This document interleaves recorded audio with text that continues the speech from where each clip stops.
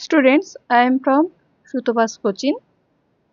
তো এখন আমি তোমাদের জন্য নিয়ে এসেছি, দেখো, যারা এই বছর 2026-এ যারা আইসিসি বোর্ড দেবে তাদের জন্য বাংলা ব্যাকরণের একটা পোর্শন নিয়ে এসেছি, যেটা হলো শুদ্ধ অশুদ্ধ বানান এখানে মেশানো আছে। তার মধ্যে থেকে শুদ্ধ বানানটা আমরা বার করব। দেখো কি কি নিয়ে এসেছি। উজ্জ্বল, একটা জয় জয়ে ব আছে আর একটা জয় জয়ে ল আছে, এখানে জয় জয়ে বটা সঠিক। সারথি, সারথি দুটো আছে, একটা থয় দীর্ঘী আর একটা থয় রস্যি, থয় রস্যিটা ঠিক। উৎকর্ষ আর উৎকর্ষতার মধ্যে উৎকর্ষটা ঠিক।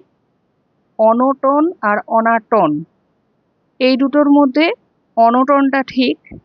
অদ্ভুত, যেখানে দয় ভয়ে দীর্ঘ একটা আছে, দয় ভয়ে রস্যু আছে, তো দয় ভয়ে দীর্ঘটা ঠিক। আকাঙ্ক্ষা, একটা উঁয় ক্ষয়ে আকার আছে আর একটা উঁয় ক্ষিয় আকার আছে, তো উঁয় ক্ষিয় আকার যেটা সেটা ঠিক। দ্বন্দ্ব, দয় বয় নয় দয় বয় আর দয় বয় নয় দয়, এর মধ্যে প্রথমটা দয় বয় নয় দয় বটা ঠিক। আশিস, আ তালবস্য রস্যি দন্তেশ্বর হসন্ত আর আ তালবস্য দীর্ঘী পেটকাটা মূর্ধন্য ষ, তো সেকেন্ডটা আ তালবস্য দীর্ঘী পেটকাটা মূর্ধন্য ষটা ঠিক। পরিষ্কার, একটা দন্তেশ্বর কয়াকার আছে আর একটা আছে পেটকাটা মূর্ধন্য ষ কয়াকার, তো পরিষ্কার নিয়ে আমি লাস্টে বলছি, এটা হবে পরিষ্কার পেটকাটা মূর্ধন্য ষ কয়াকার র। গড্ডালিকা আর গড্ডলিকা, এখানে গড্ডলিকাটা সঠিক। সচ্ছল আর সচ্ছল, ছয় বয়ে আর স, প্রথমটা ঠিক। দন্তেশ্ব চয় ছয় ল, এটা ঠিক। মৌন, মৌনতা, দেখো মৌন মৌনতা দুটোই ঠিক। এবার যদি তোমাদের তো সেন্টেন্সে দিয়ে দেবে, মৌনটা হলো চুপ থাকার, মৌনতা হল মৌন মানে চুপ থাকার, মৌনতা হলো চুপ থাকার অবস্থাটা বোঝায়।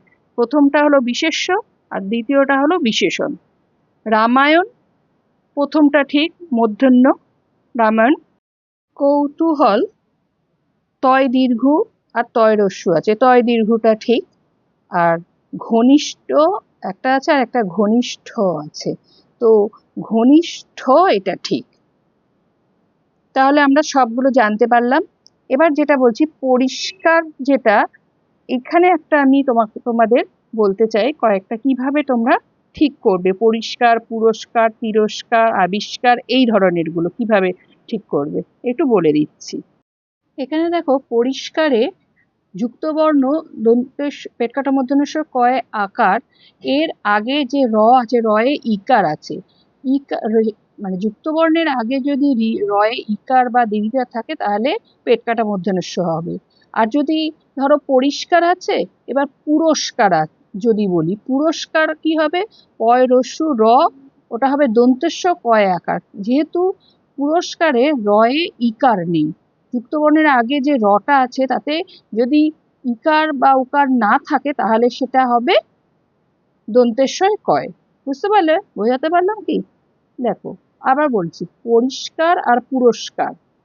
পরিষ্কারে দেখো প রয় ইকার আছে, সেই জন্য এটা পেটকাটা মূর্ধন্য ষ হবে। আর পুরস্কারে কি হবে, পয় উকার র আছে, র ইকার বা উকার কিছু নেই, সেই জন্য ওটা দন্তেশ্ব হবে। তাহলে পরিষ্কার এখানে আমরা পেটকাটা মূর্ধন্য ষ এই কারণে বললাম।